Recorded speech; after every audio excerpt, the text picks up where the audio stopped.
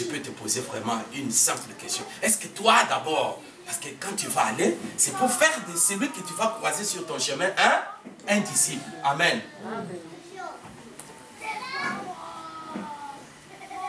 Ce qui veut dire quoi? Ce qui veut dire que faire de celui que tu vas croiser, qu'il devienne comme toi. Mais maintenant, je viens te poser une question. Est-ce que toi d'abord, est-ce que tu es disciple? Parce que la Bible ne s'est pas limitée là-bas, la Bible a dit, faites de toutes les nations des disciples et enseignez-leur à observer ce que je vous ai prescrit. Pour que tu arrives à enseigner les autres à observer ce qui a été prescrit, que tu ne sois pas celui qui prend et qui jette dans la foule. Qui prend et qui jette dans la foule. L'apôtre Paul refuse.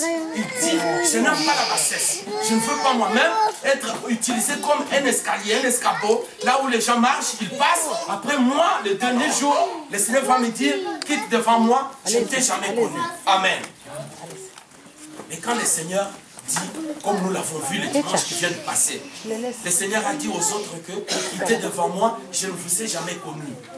Pourquoi? Parce que j'étais en héritage, vous n'êtes pas venus me voir. Est-ce que vous vous imaginez que ces gens-là auxquels le Seigneur s'adresse, est-ce que c'est des musulmans? Je vous pose la question, répondez-moi. C'est des païens? Répondez-moi quand même. Soyez généreux.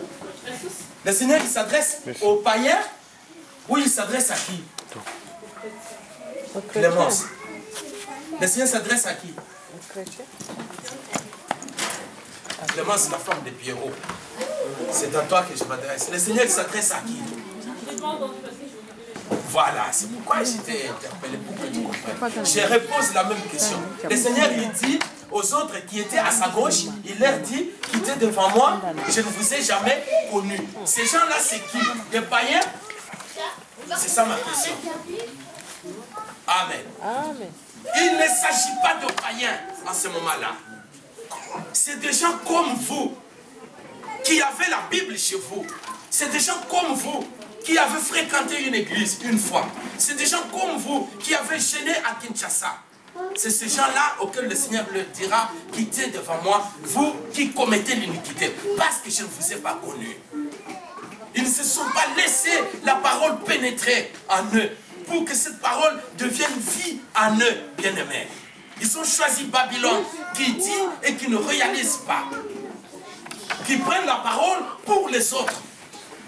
Et ils ne la prennent pas pour eux-mêmes. Et lorsqu'ils sont devant une prédication, ils disent, ah, ça c'est comme ça, ça c'est comme ça, je savais comme ça. Et cette prédication, quand il a commencé comme ça, il va terminer comme ça. Il savait déjà tout. Mais ils n'ont pas pris cette prédication pour eux, pour qu'elle les transforme. Et là, le Seigneur n'est pas content. Parce que le Seigneur veut que nous ne soyons pas Babylone. Parce que Babylone, selon l'histoire, a été construit avec les bitumes à la place du ciment. Il avait été construit avec les briques de terre à la place de la pierre. À cette époque-là, la pierre existait déjà. La Bible me l'a informé dans le livre de Genèse. Le ciment existait déjà. La Bible me l'a démontré. Mais cette femme architecte de l'époque, la maman du roi Nimrod, a accepté de défier Dieu pour construire un site avec la brique de terre et le bitume. Il a construit un site, un endroit où les hommes venaient se défier entre eux et tous ensemble, ils défiaient Dieu. Ils ont prouvé à Dieu qu'ils peuvent faire quelque chose d'eux-mêmes. La tour est montée et le sommet pouvait toucher au ciel. Cette femme, Sémiramis, a été reconnue dans les divinités des panthéons babyloniens. Parce que tous les chefs militaires et le roi de l'époque dédiaient leur succès à cette femme. Et à partir de ce moment-là, on a développé un culte de la mère vierge, mais avec son enfant, sans papa. Un enfant toujours sans papa, né d'une mère toujours vierge. Et ça a commencé depuis là. Ça s'est retrouvé jusqu'à ce que Hammurabi a régné dans les contrées que nous voyons.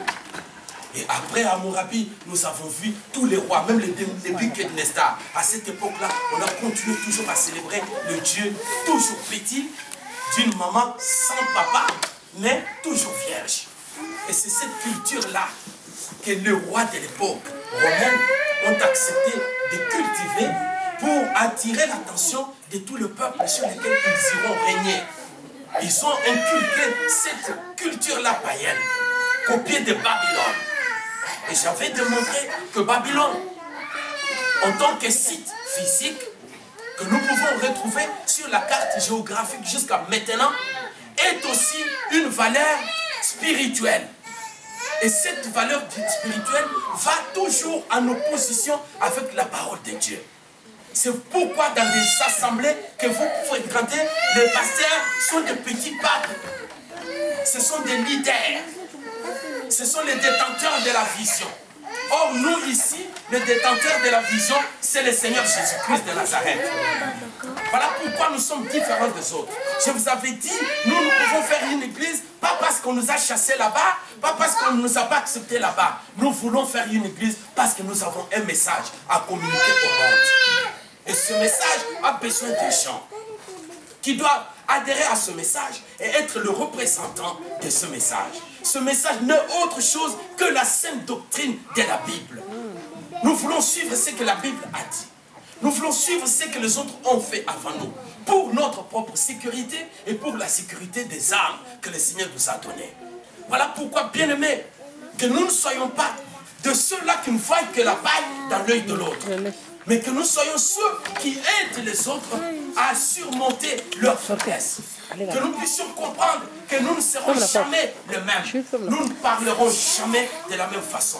Nous ne prêcherons jamais de la même façon. Nous ne nous habillerons jamais de la même façon. Nous n'aurons jamais le même salaire. Nous n'aurons jamais les mêmes maisons. Nous n'aurons jamais le même nombre d'enfants.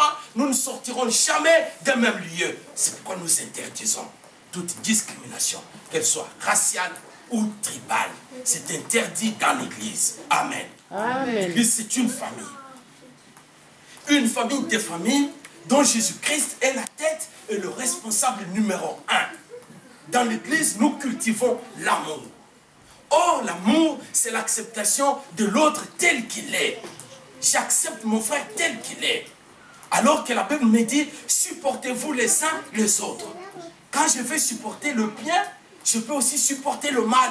Je peux aussi supporter la faiblesse de mon frère. C'est ça l'assemblée et c'est ça l'Église. Que le Seigneur vous bénisse. Amen.